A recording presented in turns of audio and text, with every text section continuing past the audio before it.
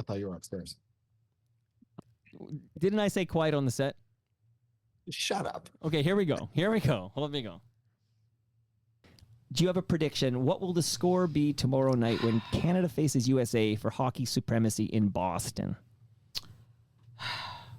3-2 Canada. What up, Mike? Toronto. VK on the beat. Check. I'm in Toronto, where you wanna get a city love. I'm from Toronto, where you wanna get a city love. I'm in Toronto, like we wanna get a city love. My city love me back for my city love. I'm in Toronto. Welcome to episode 1636 of Toronto Mic'd, proudly brought to you by Great Lakes Brewery, a fiercely independent craft brewery who believes in supporting communities, good times, and brewing amazing beer. Order online for free local home delivery in the GTA. Palma Pasta. Enjoy the taste of fresh, homemade Italian pasta and entrees from Palma Pasta in Mississauga and Oakville. RecycleMyElectronics.ca. Committing to our planet's future means properly recycling our electronics of the past.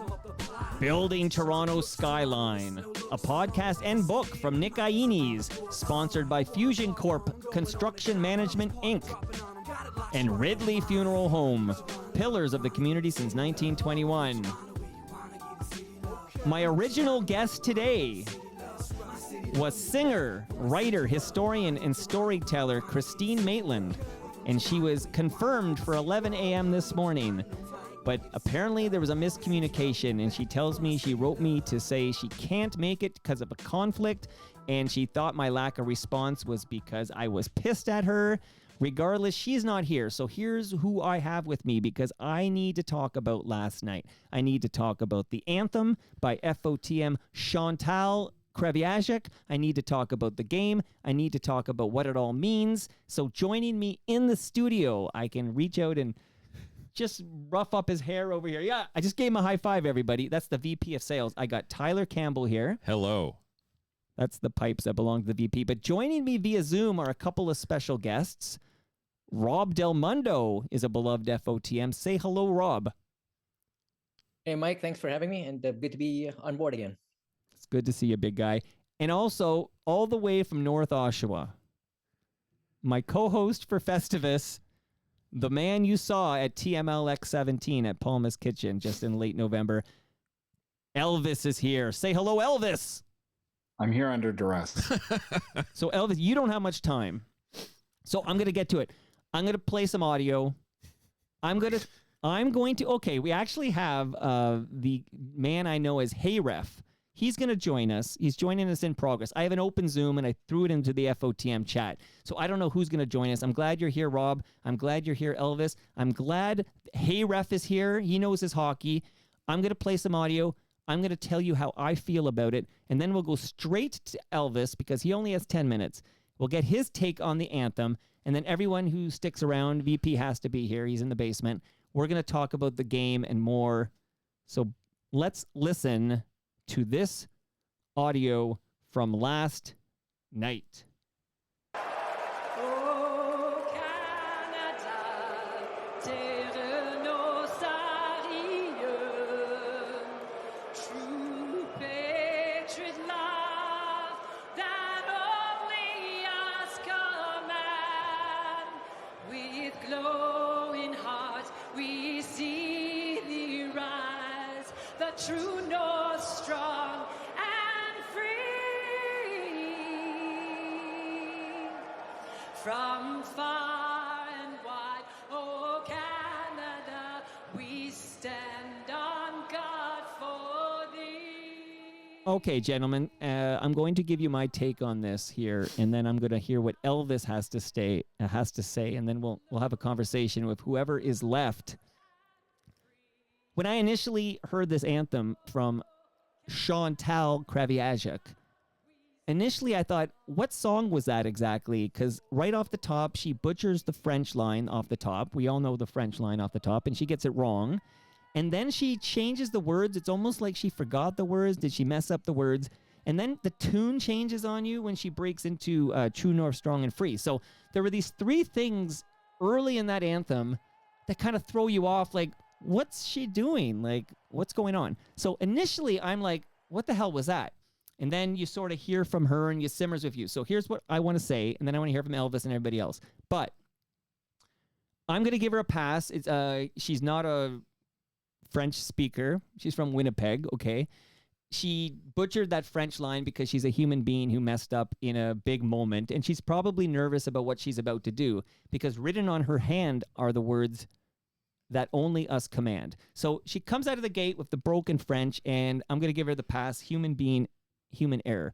But then she changes that lyric because she's making a statement on this big stage. She's making a statement that only us command. Canada is a sovereign nation, an independent nation. Canada belongs to Canadians. Donald Trump, get the fuck out of here. Like, she's making this statement on a big stage. So I kind of like the fact she did something because Gretzky and everybody else, they're saying nothing. And here's a woman who's saying something, and I got mad respect for that. And then the tune change, as I review the audio, is basically she wants to bring out to the forefront the words True North Strong and free, okay? She's emphasizing Canada is a free country. We're not the 51st state. That's not open for discussion. So this is a woman, a talented woman who I spent, yes, everybody knows I spent some time with her.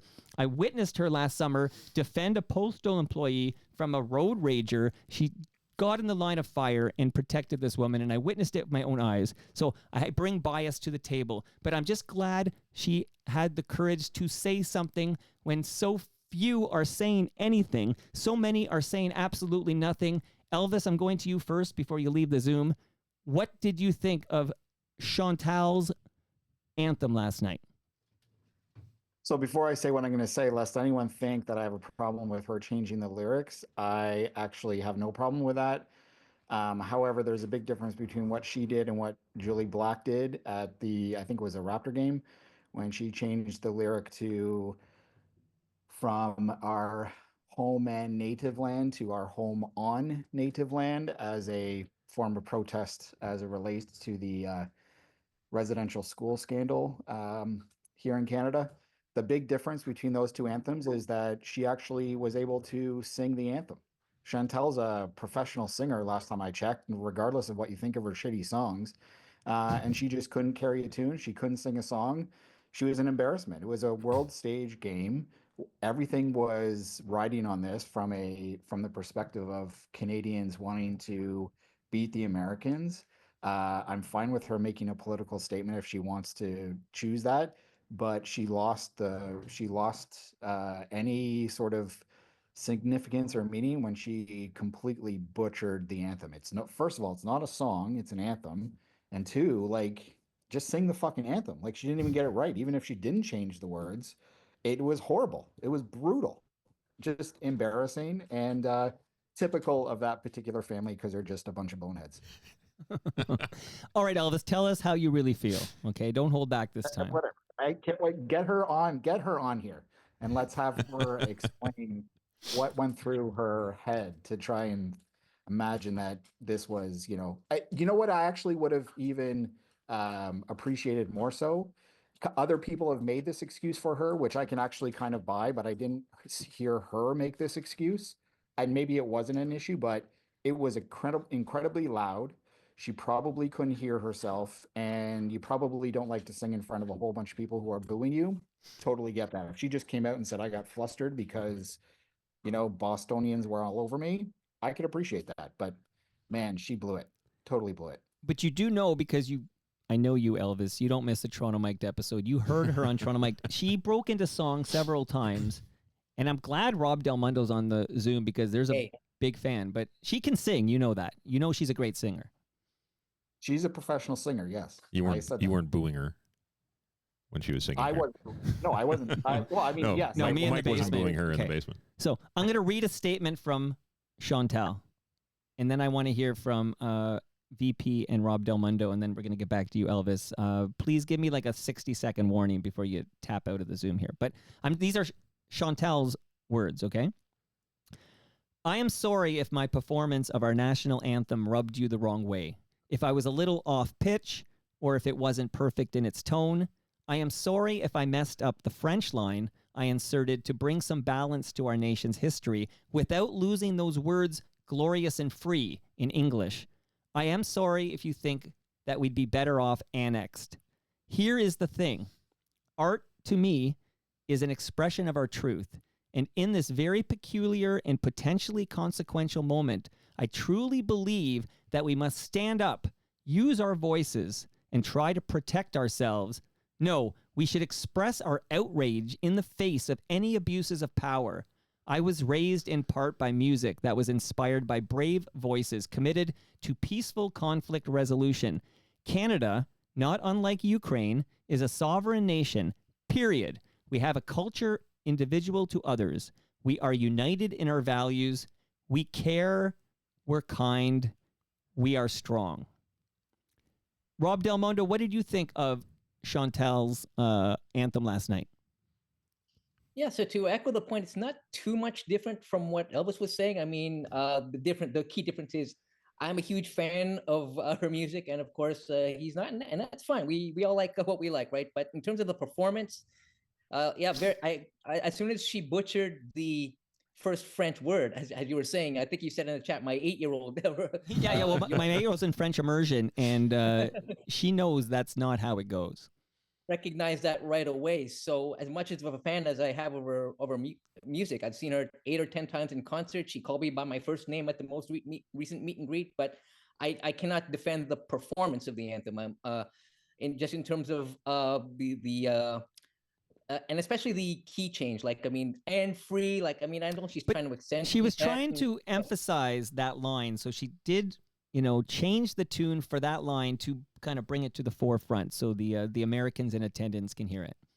Yeah, and I'm a big proponent of, as Elvis was saying, just sing the song. This isn't the first instance. My Twitter feed, in my own personal feed, is flooded with me just being the vocal critic at home on my couch to anybody. Like, forget about last night. To anybody, just sing the song. And the biggest example I can relate is, I know a lot of people were Martina fans, the old Maple Leafs anthem singer before Natalie Morris, and she would always change the key to "O Canada" on the third verse, and that would drive me crazy. And I'd get my Twitter response and comments 50-50 split. half of the people saying, "Yeah, way to go, Rob," and the other half, including PA announcer Mike Ross, good friend, but he will come after me on Twitter and say, "Rob, why do you have to pick on a 16-year-old girl?" Like, well, I'm not picking on a 16-year-old girl. It's like, if she's gonna change the key, I'm gonna make my opinion about that known. So you're like Elvis. It's the anthem. Sing it like it's supposed to be sung. I got 60 seconds, Mike. I'll just say one thing. Listen, I don't like. I probably shouldn't have said that their family is stupid. Whatever. I don't Well, it sounds like that's a Rain Maida shot. It is a Rain Maida shot. I'll take that. But I will say I don't appreciate. So I will also walk back what I said about her. She did seem to kind of address, the crowd noise and whatnot. Okay, fine. I appreciate that. But I think it's incredibly disingenuous for her to equate me saying, or us people saying, that the performance was poor to therefore us wanting to be annexed by the United States. Like, come on. You're like, who's the victim here? Really? You're right. That's a little ridiculous. Right. Because So, Elvis, for the record, before you go, do you want Canada to become the 51st state? absolutely. Of course not. Ridiculous. No, of course not. Why would I be so upset about this? I wanted that to happen. I mean, that's, just insane. So There it is on the record. Chantal, Thank you. Thank you for getting that on the record. Chantal, all the best to you in your career and your future. And I have no personal hard feelings against you, although it may sound like it. But hey, as a fan who was watching on TV, I have every right to say that the performance sucked, and it did. All the best. Elvis, I can't wait to see you on June 26th at TMLX 18 at Great Lakes Brewery. Will you confirm, again, on the record, will you be in attendance from 6 to 9 p.m. that night? It's my mom's birthday, so I'll have to see what. Well, bring her. Yeah. It's also my dad's birthday. Let's get them both Maybe there. My mom and your dad could go on a date There you while go. I go to TMLX. All right. Goodbye to Elvis. Right. I'll see you on Festivus. Can't wait for the hate mail. Bye, Thanks. Elvis. Bye. Don't send this to Chantal, by the way. So, Rob, before I get the VP and then we're going to bring Heyref in, don't you think it's a good thing that Chantal did something when, I don't know about you, but I'm starving for somebody to say something. Like, I'm not hearing anything. Gretzky's there. He's not even wearing a fucking Canadian jersey. Like, he's in a suit. Meanwhile, the American guy from the Miracle on Ice team is wearing the Gaudreau jersey, the American, red, white, and blue. Aren't you kind of on some level glad that she tried something, which is better than nothing at this point?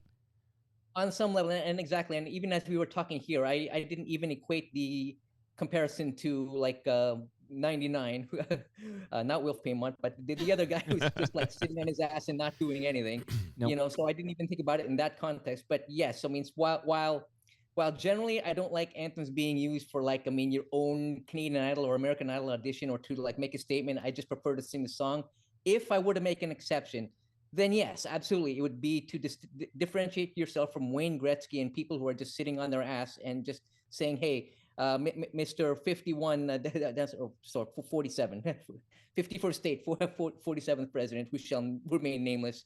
Like, no, it's not happening. So I'm glad that she took it upon, like, and again, to differentiate between the actual performance. The performance sucked, but the message, absolutely, I agree, of course, 100%. And if not now, when? I'm going to hear the those wonderful pipes to my left. They belong to the VP of Sales. We'll be seeing him back for FOTM Cast on April Fool's Day. He'll be joined by Cam Gordon. I can't wait for that. VP of Sales, what did you think of Chantal's anthem last night? Yeah, like you, I think when I was first hearing it, it was rough. She was off key, getting the lyrics wrong. I think once it started to filter out, I think you had posted in the chat the shot from her Instagram of the words on her hand, and then it started to sink in. Oh, okay, she was actually making a statement. Right. I don't think the message, or I don't think the delivery of the message has to be perfect in order for it to make an impact. It was a rough performance, as she acknowledged in her own statement. Right. But to your point, she did something. She spoke up on a very large platform in front of a hostile crowd, and I give her a lot of respect for that. If you want to look at the real embarrassment of last night, I think it's Gretzky. 100%. He for years was regarded as Canadian royalty. You look back to the 2002 Olympics when he was the GM of the team, and he gave that sort of impassioned speech when the Canadian team was having a rough start to the tournament that I think played a big role in them turning it around. And so he's been a cheerleader for Canada for years, but he's obviously gone another way, and it's disappointing to say the least. And it was less than inspiring to have him come out and sort of give a half-hearted thumbs up. And you made a point on the not-so-secret FOTM chat last night, and I agree with you 100%, that in your life, did you ever think there'd be a moment where before maybe the biggest game of our life, Canada versus U.S. for hockey supremacy, you see the great one as the ambassador for Canada, and you not only are you not happy to see him, you're booing him from the living room. Yeah, it's so disappointing just to see his stupid face. Yeah, like... I just want to go back in time and tell young Mike, don't consider this man a hero. He's just a very good, the best hockey player of all time. Let's face it. But he's a great hockey player, and it turns out he'd sell you out in a heartbeat. Yeah, I think you got to start talking about him as being the best hockey player of his era. Okay, so let me introduce that voice because they're going to think, oh, that's Heyref. But I can see Heyref on the Zoom taking a very important phone call. He's closing a deal. Who knows? He's an accountant, so who knows what's going on. But that voice, that's Canada Kev. Canada Kev, you smoking right now? What's going on there? You got a bowl going? No, not indoors. Everything's fine for now. But I had plenty last night and enjoyed it to the fullest. So let's hear your take. Fucking game. Okay, we are gonna talk about the game. Okay, I promise we're gonna talk about the game. So the VP I know it's about the anthem. But the VP just cracked open a hop pop because the guest I thought was joining me in the basement, I read on Blue Sky that she doesn't drink. So I took the effort to get some cold hop pops, delicious, which have no alcohol, and she's not here. But Canada Kev, what did you think of Chantal's anthem last night? I mean, it was obviously extremely rough. She performed it. I know for singers like that, if they can't hear themselves, it can be really hard to pull off a good performance. And being in the enemy territory and stuff too.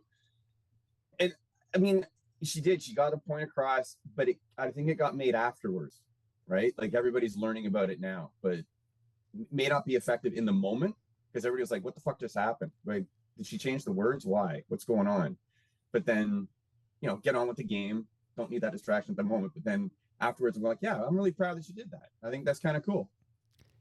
I think it's kind of cool too, but I do wish, we could go back and give her a redo because butchering that first line in French, you kind of get your back up right away, right? Like it's like, oh, because I don't speak French. I don't even know what I'm saying, but I know, oh, Canada, terre no sayo. Like I've got this like implanted in my brain from grade school or whatever. And then when she does it wrong, you're like, oh, and now you're braced for whatever. And then there's different words and you're wondering, like, did she forget the words? Like in real time, you're right. It's like after the fact. Because initially I was like, what the fuck? And then as time went on, I'm like, I'm glad she did something. Heyref, well, what was that call, man? You had a deal to close? What was going on with that phone call? Yeah, I had a client call me. I know it's hard to believe, but I got to make a living too, Mike. When are you going to sponsor Toronto Mike? The Heyref accounting services. Unfortunately, my moniker, the Heyref moniker, really fits this conversation because I saw almost none of last night's game. I was actually refereeing from 6 p.m. until just before 11 p.m. So I had the overtime on as I was driving home, but I was actually driving on the 400, so I was really not watching the game much. I heard what happened. I think they scored just as I was getting home, and obviously happy about the result. But unfortunately, I'm the one Canadian hockey fan who didn't watch the game. Do you have have you heard the anthem on, I don't know, social media or YouTube or something? I heard about the anthem. I heard your commentary, and I heard Elvis's commentary. I don't know. I sort of feel conflicted in that. I mean, number one is I like her, and I like her because I saw her on your show. I thought that was a fantastic Hall of Fame worthy episode. And I do think she has a very nice voice, and I guess I'm sort of in my mind kind of allowing her to butcher the anthem because I liked her message. Yeah. And so I'm sort of giving her a bit of a pass, and then maybe that's a little bit hypocritical of me, in that I'm doing it sort of. That's the way I feel. Like I don't know whether I supported Julie Black's thing back in the day, and so I sort of feel like perhaps I'm a little hypocritical in allowing Chantal that creative expression and not so much Julie Black, but that's what I'm feeling. Well, thank you for sharing. We're on similar sentiments, which is like I wish she had nailed it because I know she is a great singer, and I have a lot of respect for her because of the same reason, which is I spent time with her that you watched, and again afterwards I saw her, like Superman or something. She saw a postal woman in distress, and she just ran to the scene and protected her from a road rager, and I witnessed all that, took a little video, but I have a lot of time for her, a lot of respect for her. I think she's extremely talented. She's a great singer, and I think her heart was in the right place last night. And I liked what Julie Black said too. Like, I think if it's an appropriate message, I'm okay. I'm not clutching my pearls saying, don't change that anthem. Like, I think that it's better to try and do something last night in front of that crowd than to do nothing, like the formerly known as the Great One. And we should lose that moniker. So do you want to talk about the game? Yeah. Sure. Okay. What a game. Let's start with you, VP, because you're loud and proud in the TMDS studio. What the heck did you think of that hockey game last night? What a game. That was definitely one of the more exciting games I've ever seen. I don't know if I can put it on par with like the 2010 Olympics or the 2002 Olympics, just because of the length of that tournament and there are more countries involved, obviously. How come you're skipping 2014? 2014 was good. 2014 was kind of a... You know why? Because the gold medal game was not close. Yeah, exactly. Both of those, 2002, 2010, they were both like legendary nail biter games as was last night. And you felt like both teams were in it. You knew right from the start that it was just going to be a tooth and nail grind, and it certainly was. And worried when Canada goes down 2-1. Right. And you're worried about the goaltending, right? Yeah, Binnington had been a little rough. Like he was a little shaky in a couple of the earlier games, but he made some just incredible saves in overtime, and just he saved them. Like he without him, they're nowhere. Yeah, I want to hear Rob Del Mundo. For those who haven't heard his 2 episodes of Toronto Mike, this man covers hockey for a living. Okay, so Heyref is a referee of hockey. He knows his hockey. Rob Del Mundo, man, this guy's a scribe. Okay, so and then the great Canada Kev has great opinions on everything. Great Canadian. But I'll just say about Jordan Binnington I was really worried about him the whole tournament, and I thought, oh God, like I need him to be like he was when he won that Stanley Cup of St. Louis. And in overtime, he made a few saves. I went to the floor. I dropped to the floor, and I just want to give mad love to this guy who showed up when it mattered most. He saved our Canadian bacon. Yeah, 100%. What'd you think, Rob? Yeah, I mean, in the overtime, I think it was the one Brady Tkachuk off to the side. I thought it was over. Yeah, and then he stopped Matthews, I think, on 3 separate occasions. And I'm already, because in the group chat when Cam scheduled that unauthorized meetup at the Imperial scheduled for tomorrow night, he said, I responded. I responded in the chat. This was in January. I predict Matthews to score the winner in overtime. I was back in January. Says, okay, well, if that happens and United States wins, but then at least I'd have that feather in my cap. But no, all kidding aside. Well, for those who don't know, though, because most listeners aren't in the WhatsApp chat, right? So, but we should point out that Cam Gordon did schedule, and not a TMLX event, okay? So Michael Lang didn't have to be there, okay? But it was like a gathering at the Imperial Pub on February 20th, like that evening. And I said to him, very clear, I said, listen, if Canada makes the final, and it was close because Sweden won that game in regulation. Like if we go to overtime and beat the Finns, we're not in that final game, right? But I said, if Canada makes the finals, respectfully, I will not be at the Imperial Pub because I have a 10-year-old who I promise can stay up for the game, and I ain't bringing him to the Imperial Pub at 11:30 during the game. So, yeah, we had to put a kibosh that event. But you mentioned Brady Tkachuk. Canada Kev. Oh, yeah. Talk to me about the Tkachuks. Like, I'm glad fucking Tkachuk rhyme. Like, fuck the Tkachuks. Yeah.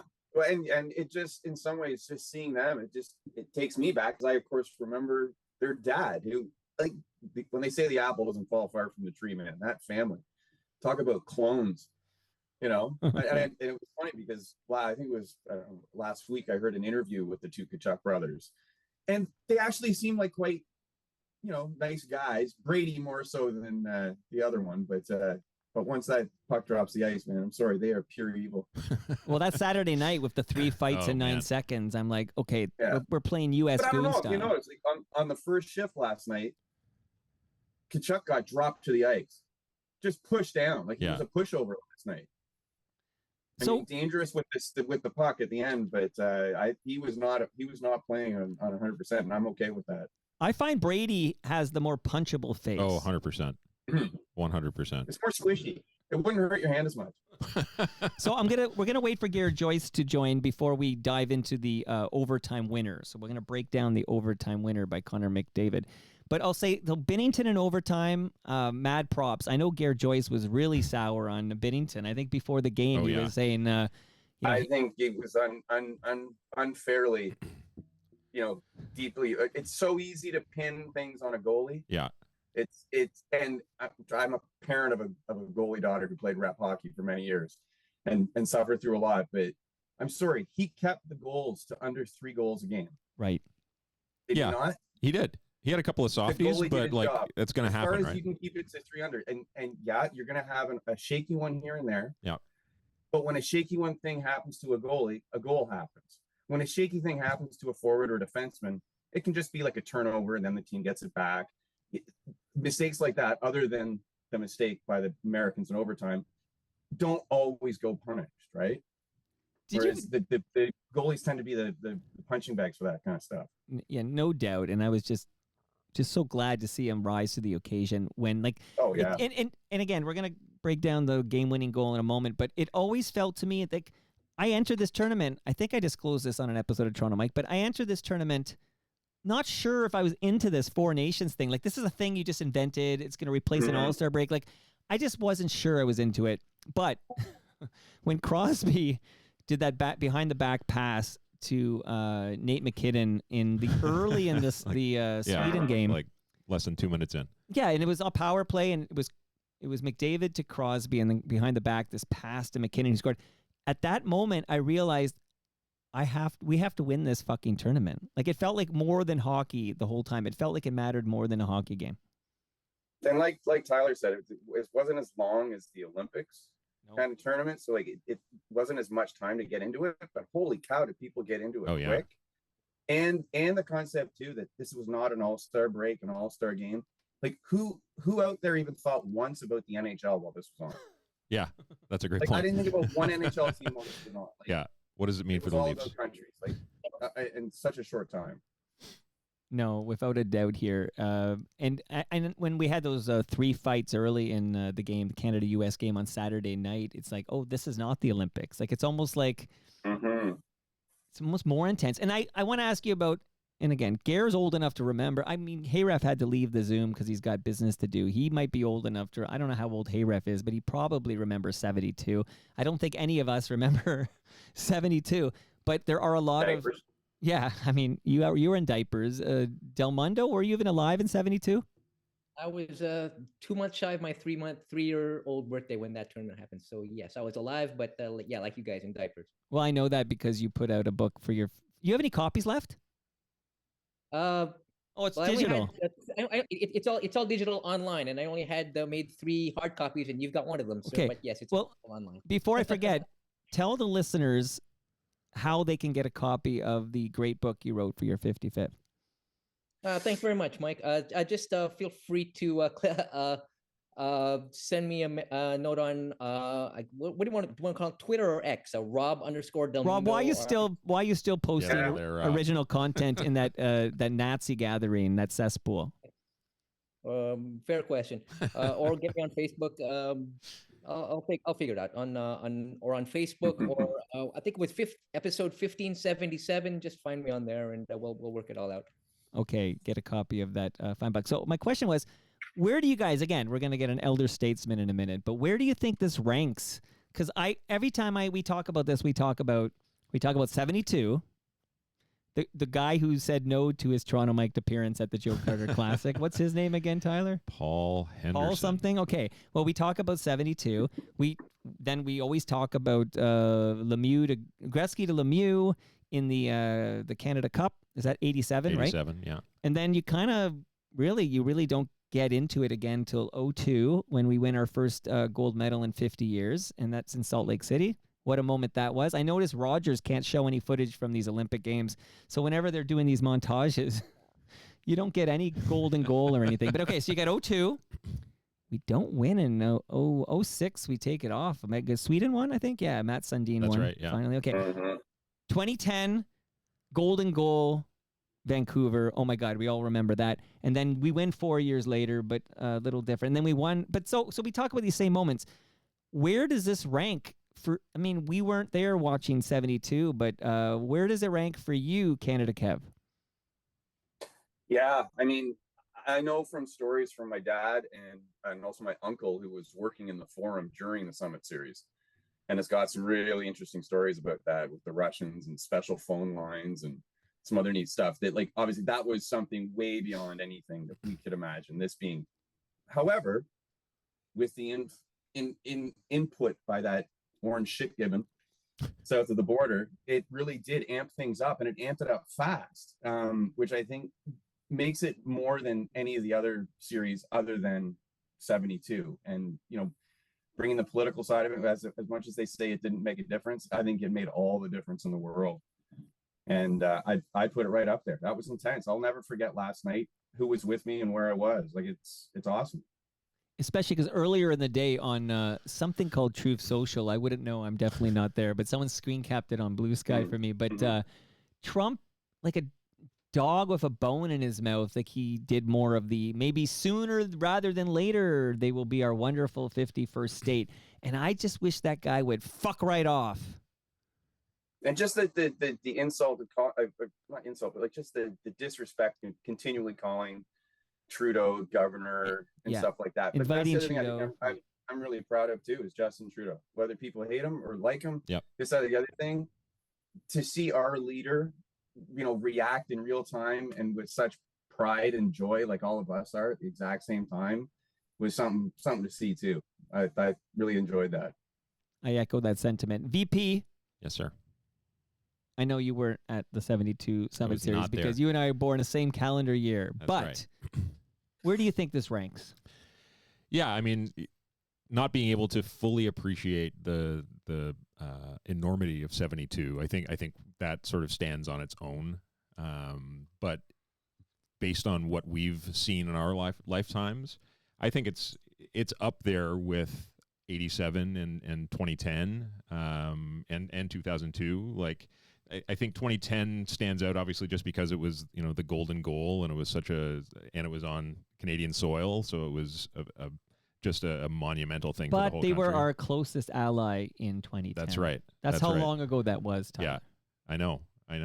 And now don't they feel like they don't feel like they're an ally at all? They feel like the enemy. Yeah. So I think that this is certainly the most political game since 72. And for that reason, it probably is, if not at the same level as 72, it's pretty close. It's one or the other. And again, I'm waiting. Gare said he'd join this at noon, and it's now 12:07. So he's the second guest who, second Buffy to bail today. But Rob, where do you think this ranks? For me personally, I'm not old enough for 72, but for sure, 87 and 2010 are up there. I would put this like kind of on a slightly lower tier, like maybe around with Salt Lake, and I'll tell you why. It's just I think we're all like basking in the glow, all Canadians, and you have to factor into it a bit of recency bias. Maybe not now, but a year from now, when the Olympics are going to happen in 2026. I mean, we're going to remember where we were now because of McDavid and the politicization and everything.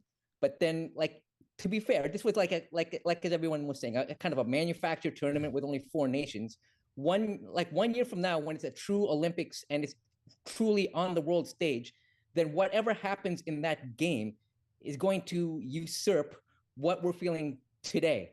And that's my take. I mean, I remember Roger had me on, FOTM Roger Lajoie had me on back in December to talk about what was, of course, the forthcoming tournament. And I said to Roger at the time, well, I don't know if anybody remembers where they were in these manufactured tournaments, like the 2000 World Cup of Hockey, Shane Doan scoring, or Canada beating Team Europe in 2016, Brad Marchand. Not necessarily a where were you moment. Yeah. And I was skeptical, like many people going into this one. But then, when the puck was dropped, as you guys were all saying, Canada, Sweden, behind the back pass, first best on best in 9 years. And of course, when I made the statement to Roger, I didn't know that the orangutan down south was going to declare and annex our country. So with that all politicization charge, then yes, I would put it up to where I would think right around Salt Lake. Now, will I feel that way a year from now? Well, like I said, I mean, we'll see what happens in the Olympics. Well, we'll see what happens geopolitically, right? We have no idea. Yeah. But because who saw this coming? But I finally, somebody who might remember the 1972 Summit Series. Gare, Joyce, can you hear us? I can. Where Can you hear does, me? yeah, we can hear you loud and clear. Where does, in a moment, we're going to actually break down, and we'll get more of your takes in a moment since you're joining us late. But now I'm wondering if you could share with us where you think this ranks in the pantheon of Canadian hockey victories. It's not 72 and it's not 2010. Is it on a scale of 2002, 2014? I put it in that range for sure. I think it might be a little sweeter given the political climate. So yeah, not 72, not 2010. Nearest thing to. Can you share with us how you felt about Chantal's "Oh Canada" last night? Oh boy, I gave my head a shake. I didn't know that it was her. I hadn't been tracking our conversations, mentioning a friend of Toronto Mike as the Chanteuse. I think it's kind of ballsy, but to take liberties with an anthem, so long as it's your own, I guess. And she read the room and did her thing, and I don't know that she'll get invited back. But I don't know that that was a concern for her. Listen, it was hard to listen to, even if she stuck to the script. I don't know that it was a flattering performance. The intent, I think, it will stand the test of time better than the actual performance. How's that? If I skated around that. Speaking of skating, okay, so as a segue to talk about the overtime winner, Gare, give us your take on the game, and then close with the Connor McDavid overtime goal and a brilliant, I mean, we're going to all speak to this, I'm sure, but a brilliant pass by our very own Mitch Marner. So give us your take on the game, and then we'll go around the horn and talk about the winning goal, and then we'll say goodbye on this special impromptu episode of Toronto Mic'd. Sure. You know, the one takeaway, and it's strictly a personal thing, is that I couldn't help but think of all the principals in that game whose careers I've been tracking for 2 decades. And like Sid, it's actually more than 2 decades. But, like I met McKinnon before Crosby did. Nathan, I met like when he was 13, 14, and Sid before he played a junior game. And McDavid, God, I remember, him getting back to his house after class before his draft year, and his dad being as sick as a dog on the couch. So it was kind of weird to see all this coming together in just a huge hockey moment. I thought the game was like kind of breathtaking to watch, and the play was elite. But just everything around it, all the background noise and the run up. The downside to me was seeing Gretzky come out for the puck drop before. I just wanted to toss when I saw that.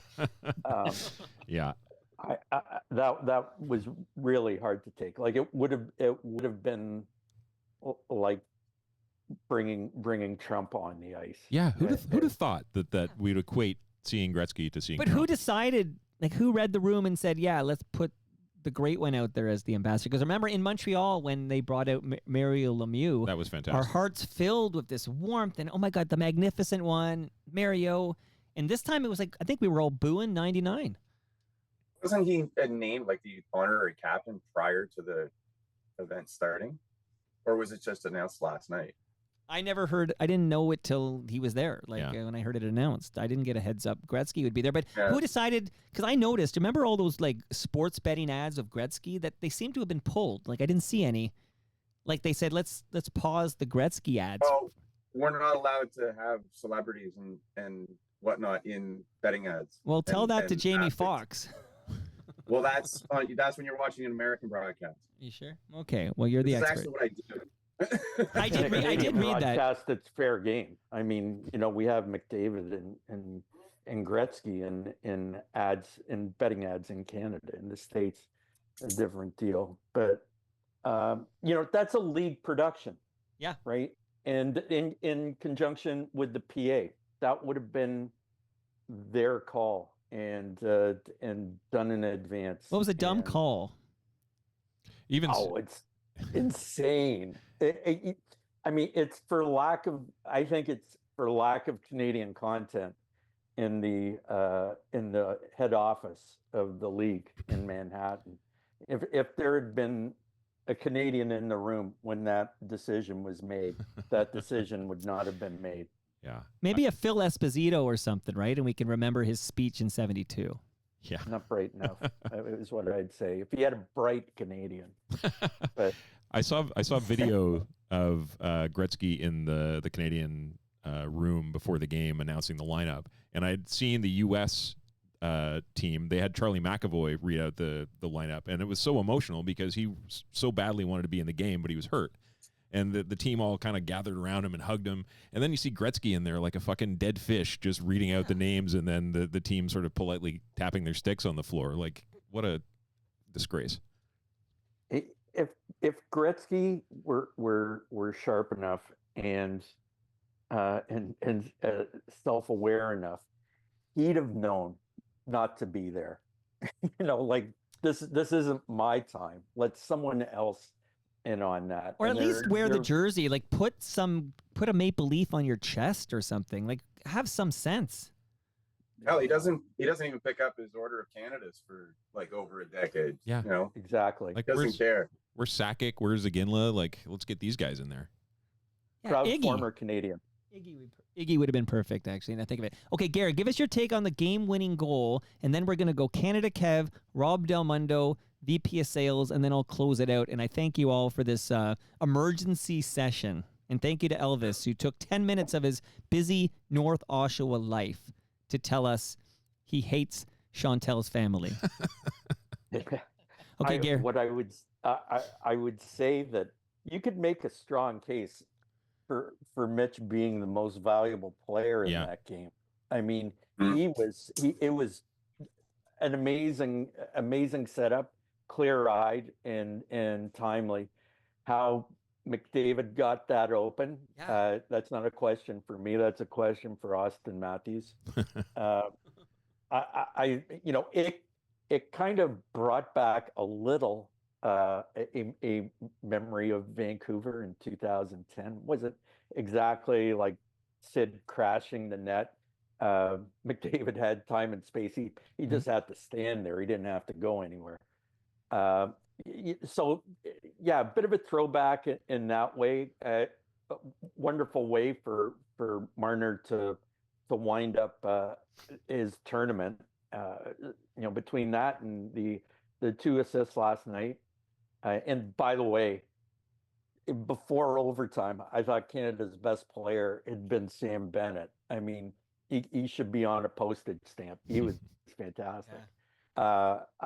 I think that I think it's a nice not that Marner needs an ego boost or stroke or anything like that, but it sets this stretch run for the Leafs in a nice way. Although we'll see how healthy Matthews is at the end of this. All right, let's hear from you, Canada Kev. Final thoughts. Tell us what you thought of the game-winning goal in overtime last night. Yeah. I mean, it was a beauty. It was like Gare said, it was pretty much a sure thing, and that's why I'm always kind of interested with yes, a game-winning goal in overtime is an important goal, obviously, but when it's kind of that easy, like I know that's not easy, but in relative terms compared to the talent on the ice, like pretty much everybody would have gotten that one, right? I don't know. I feel like that shot by McDavid was, top shelf by the greatest player in the game. Yeah, he nailed it in. But yeah, that's why I would have given it to Bennington. But that's just me being a goalie dad. The thing I was really surprised with too, like Gare said as well, with it being such elite talent, like both teams on the ice for the whole game. And I know it doesn't relate as well on television, but the speed, it was relentless.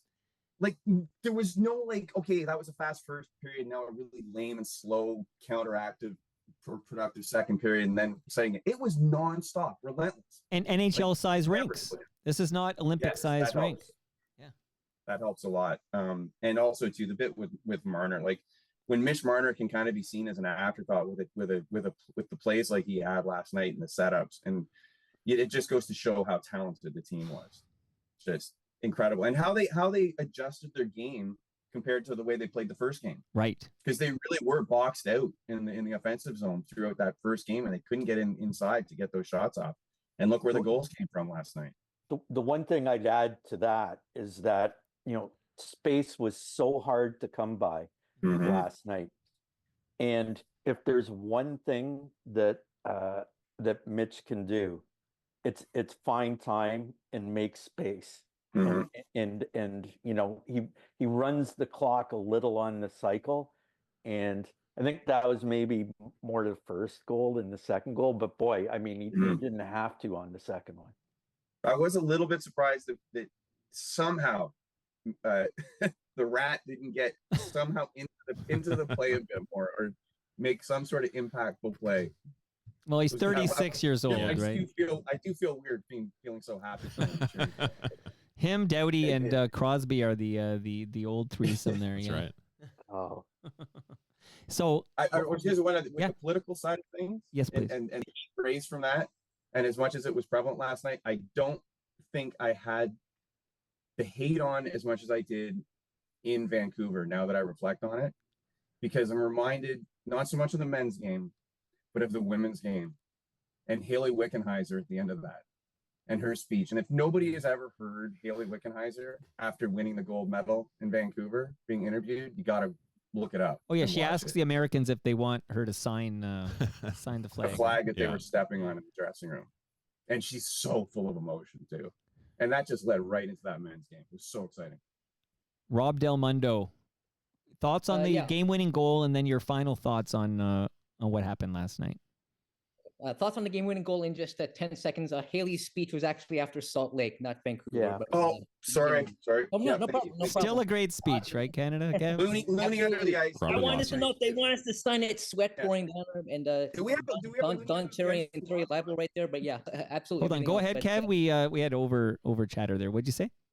Oh, sorry. I was just remembering. Yeah, Salt Lake. That was also when we had the Looney under the ice. Yes. Do we have a Looney under the ice in Boston? No.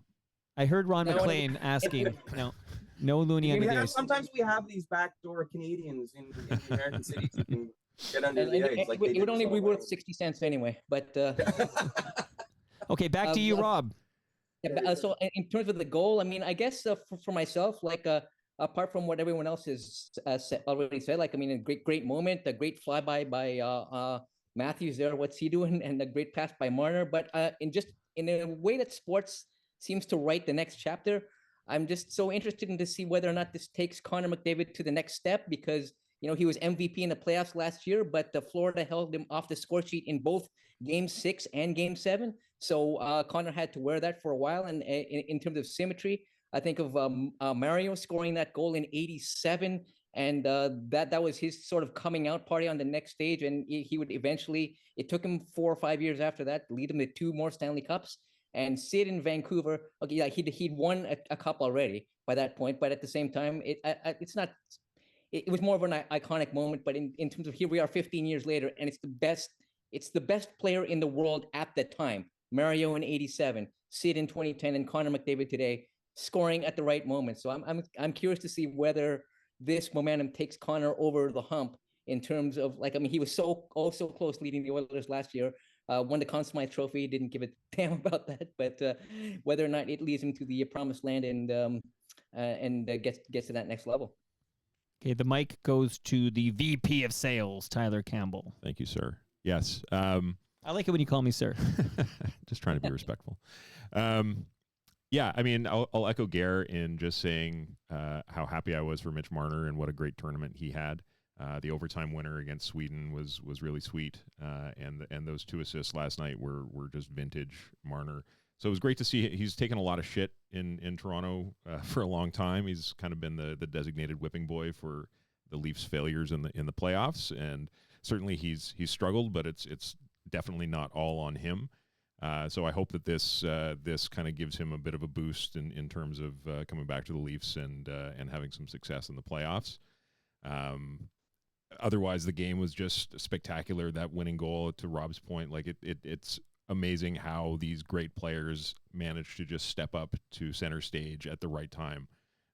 And it's inspiring to see. It's exciting to see, and I loved every second of that game last night. Hook it right to my veins. And again, I played this as the cold open, but it's only 10 seconds, so I'm going to play it again. Do you have a prediction? What will the score be tomorrow night when Canada faces USA for hockey supremacy in Boston? 3-2 Canada. So Marcy Ian did nail the score. Now, she had the wrong, she thought it'd be a regulation win, and she thought Crosby would get the game-winning goal. But I decided not to excerpt that part. But shout out to Marcy Ian, who did call the final score there. So my thoughts are, I'm going to just echo something VP just said about Mitch Marner, because I was the guy who was whipping him, okay? So, as you know, I'm a big Leaf fan. Are we all Leaf fans on this Zoom right now? No. No. Gare, do you have a team? No. Okay, so that's your It's journalistic like asking integrity. a doctor his favorite body part, okay? Well, the urologist told me his. Okay. Canada Kev, you're a Leaf fan? Yes.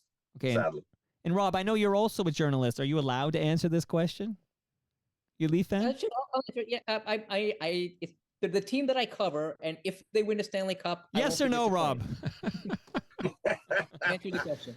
So Tyler and I, we're bleeding blue and white in this basement right now. Okay, Yeah. Lifelong Leaf fans. Even though you were born in Hamilton. I was, but I come from a long line of Leaf fans. My grandparents had seasons tickets, so My mother was a Mutter. My father was a Mutter. Okay, because of several playoffs in a row, I've been disappointed. I mean, the Leafs have had disappointing playoffs for 20 years. I mean, really longer. I don't know when with Pat Quinn was okay, long time.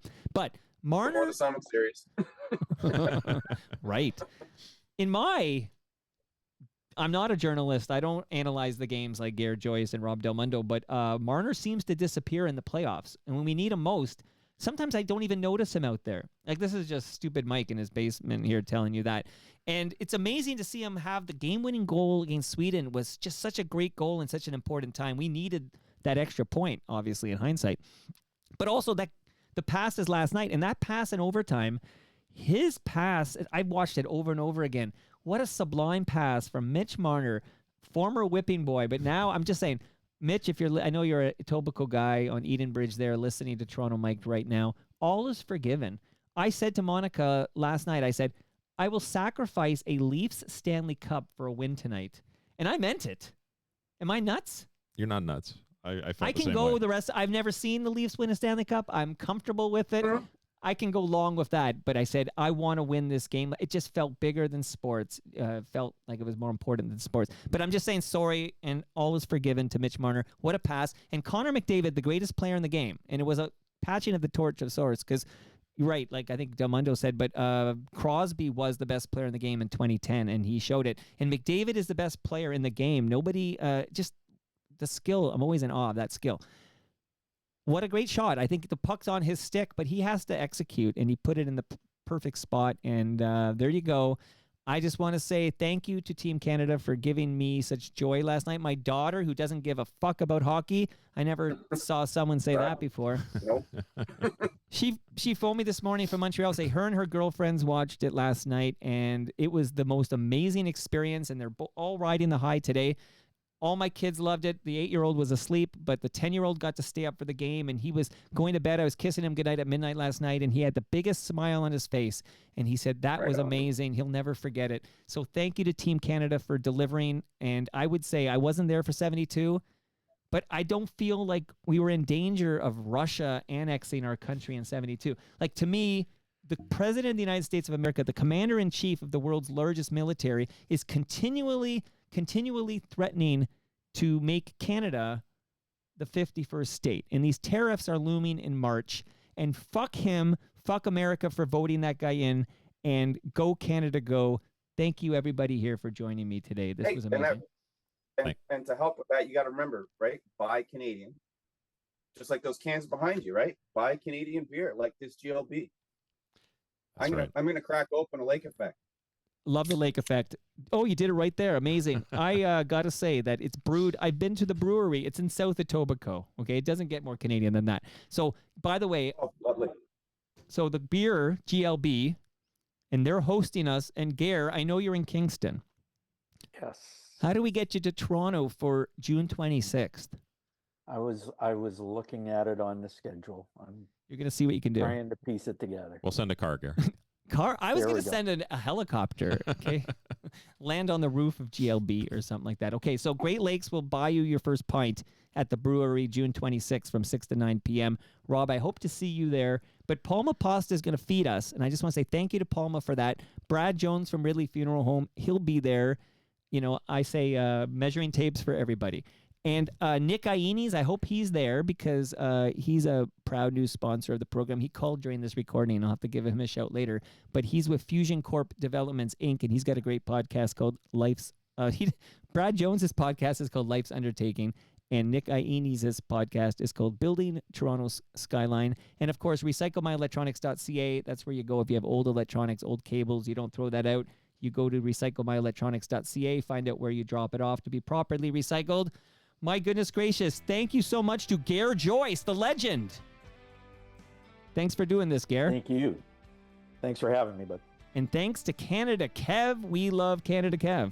Hey, thanks for having me. And thanks to FOTM Rob Del Mundo. Rob, thanks for joining us today. Cheers. This is a lot of fun, guys. And the man, like literally, I had another guest here. It was like, I don't know what it was, 11:15.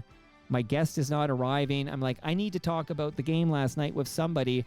I literally called the VP here and I said, you're in Mimico. Would you cross the border and visit me in New Toronto? In 5 minutes later, you were at the door. So VP of Sales, you're the real MVP. Always a pleasure. And that brings us to the end of our 1,636th show. Go to torontomike.com for all your Toronto Mike needs. Much love to all who made this possible. That's Great Lakes Brewery, Palma Pasta, or Palma Pasta if you prefer, recyclemyelectronics.ca, Building Toronto Skyline, and Ridley Funeral Home. See you all Monday. Monday. Double header, believe it or not, because I have a gentleman named Bruce Davis dropping by, and he's going to talk about the proposed shelter at 6th and Lakeshore in New Toronto. That's a hyper-local episode. Maybe you can listen from Mimico there, VP. But Amin Bhatia, the man's performance is on Michael Jackson's Thriller. And he's had the most amazing career. And he did these promotional audio for CFNY in the 90s that I loved. And we're going to talk about all that. That's Monday. See you all then.